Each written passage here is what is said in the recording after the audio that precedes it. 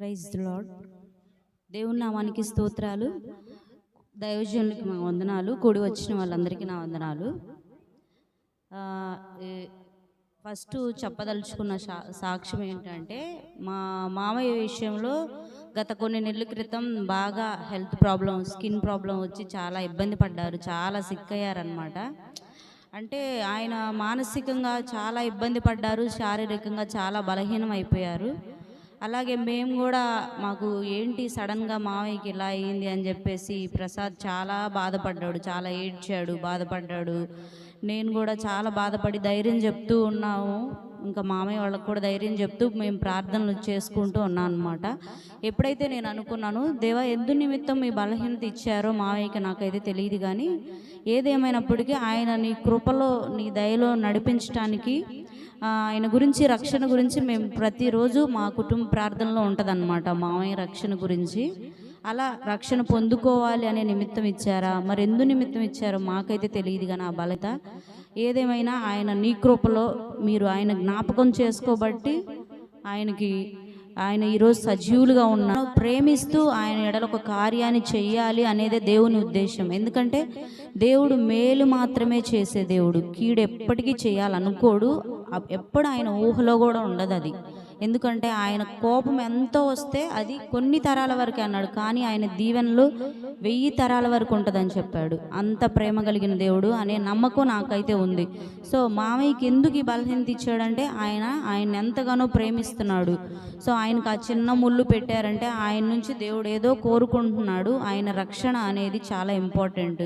మేము ప్రతిరోజు ప్రార్థన చేస్తున్నాం కాబట్టి సో ఖచ్చితంగా దేవుడు ఆయన ఖచ్చితంగా ఆ ఉద్దేశంతో దీన్ని ఇచ్చారేమో ఈ బలహీనతనని మేము అనుకున్నాము.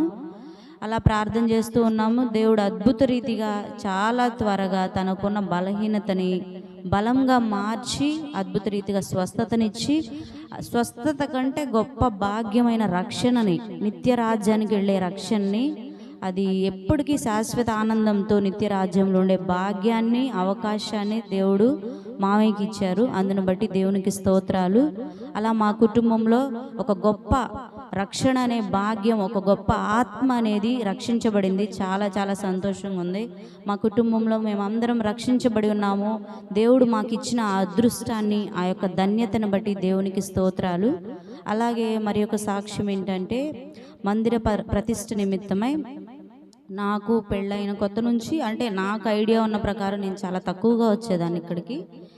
అప్పట్లో నాకు అంత వాక్యపరంగా నాకు అంత అనిపించేది కాదు. మామూలుగానే ఊర్లలో నడుస్తున్నట్టే వెళ్తుంది. బలమైన వాక్యం అనేది అంత లేదు అని నాకు అనిపించింది, నా ఆలోచన ప్రకారం. ఎందుకంటే నేను చిన్నప్పటి నుంచి దేవుని సన్నిధికి వెళ్తాం, వాక్యం ద్వారా బలపరచబడటం, అలా నాకు బాగానే వాక్యం గురించి కొంచెం దేవుడు నాకు ఆ జ్ఞానం ఇచ్చారు కాబట్టి నాకు అనిపించింది నా పర్సనల్గా. తర్వాత ఇంకా నేను మామూలుగా రావటం, పాస్టర్ గారు అనేది నాకు పరిచయం అవటం, పాస్టర్ గారు ఇలా మాకు హైదరాబాద్కి వచ్చి ఒకసారి మాట్లాడటం, తర్వాత ఎప్పుడన్నా ప్రసాద్ వాక్యాలు వినిపించటం. ఇంకెప్పుడైతే మామయ్య రక్షించబడి ఉన్నారో అప్పటి నుంచి పాస్టర్ గారితో ఎక్కువ కనెక్ట్ అయ్యి వాక్యాలు వినటం, పాస్టర్ గారు మాట్లాడే వే కానీ అంతా చాలా అనిపించింది అనమాట. ఆయన యొక్క తగ్గింపు, ఒక దైవజనులకి, ఒక మంచి దైవజనులకు ఉన్న ఆ లక్షణం ఏంటంటే నిజంగా తగ్గింపు, అందరినీ ఓదార్చటం, అందరినీ హత్తుకోవటం, అందరితో ప్రోత్సాహం కలిగి ప్రోత్సహించటం, కానీ అందరితో కలిసిపోయి మన అనుకొని మాట్లాడటం. అంటే యేసయ్య ఎలాంటి మాదిరి కలిగి మనం జీవించాలని చెప్పారో నేను దైవజనులు చూశాను.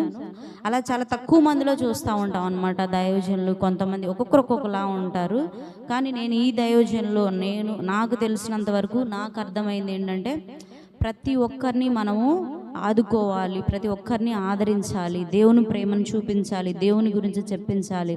ఇంకొకటి ఏంటంటే, మనుషులకి కాదు మనం ఇవ్వాల్సిన ప్రయారిటీ ఏదైనా సరే, ప్రథమ స్థానం దేవునికే ఇవ్వాలి. వాళ్ళు ఎవరైనా సరే దేవునికి ఇచ్చిన తర్వాతే నెక్స్ట్ మనుషులకి ఇవ్వాలి అనేది నేను దైవజనులు చాలా తక్కువ మందిలో చూస్తున్న దైవజనులు, నేను చూసిన దైవజనులు ఈ పాస్టర్ గారు.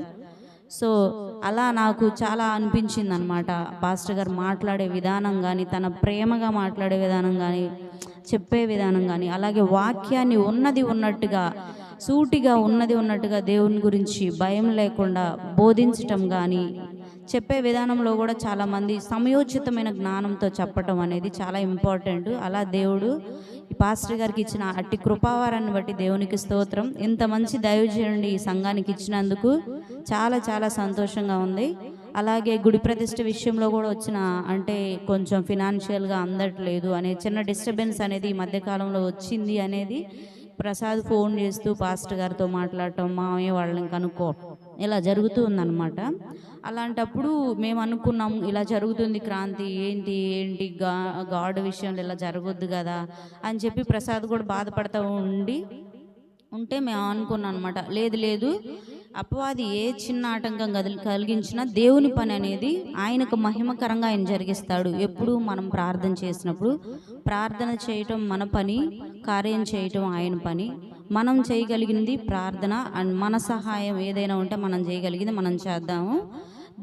దేవుని కార్యం అనేది ఎట్టి పరిస్థితుల్లో ఆయన ఆపడు. ప్రార్థన చేస్తే అపవాది అనేది ఎట్టి పరిస్థితుల్లో వాడికి యుక్తులు అనేవి పనిచేయవు. కాబట్టి మనం ప్రార్థన చేద్దాం ప్రసాద్. సో దీని గురించి అయితే మనం ఎక్కువ కంగారు పడాల్సిన అవసరం లేదు. దేవునికి అసాధ్యమైంది అయితే ఏది ఈ లోకంలో లేదు కాబట్టి దేవుడే చూసుకుంటాడని మేమిద్దరం అనుకొని, అవును కరెక్టే కదా మనం ప్రార్థనలో పెడదాం అని చెప్పేసి మా కుటుంబ ప్రార్థనలో మేము పెట్టుకునేవాళ్ళం. ప్రతిరోజు మేము చేసేవాళ్ళం.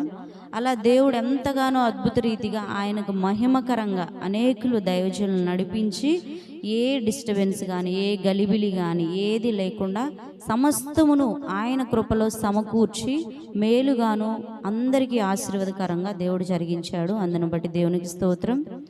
దేవుడు ఈ కొద్ది సాక్ష్యం దీవించునుగాక. దేవుని నామానికి మహిమ కలుగునుగాక. ఆమేన్. ఈ అవకాశం ఇచ్చిన దైవజనులకి మా వందనాలు.